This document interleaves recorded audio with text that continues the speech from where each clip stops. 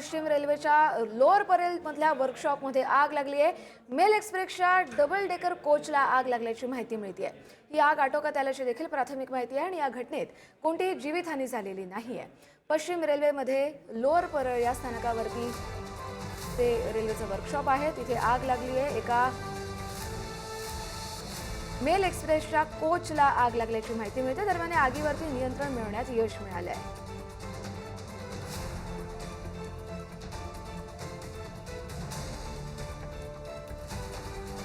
याच संदर्भात अधिकचे अपडेट घेऊया। आपले प्रतिनिधी धनंजय दळवी आपल्या बरोबर आहेत। धनंजय, ही आग नेमकी कशामुळे लागली, याचं काय कारण समोर आलंय का? कस्तुरी, आपण जर पाहिलं तर लोअर परळ येथे असलेलं जे रेल्वेचं वर्कशॉप आहे पश्चिम रेल्वेवर, तिथे असलेला जो डबल डेकर कोच आहे एक्सप्रेस मेल एक्सप्रेस गाड्यांचा, त्याला ही आग लागल्याची घटना समोर आलेली आहे। आणि या संपूर्ण आग लागल्यामुळे त्या परिसरामध्ये धुराचे लोट आपल्याला पाहायला मिळत होते। मात्र सध्या जी माहिती मिळते, प्राथमिक माहितीनुसार या आगीवर जी आग आहे त्याच्यावर नियंत्रण मिळवण्यात आलेलं आहे। ही आग आटोक्यात आलेली आहे। यामध्ये कोणतीही जीवितहानी झालेली नाहीये।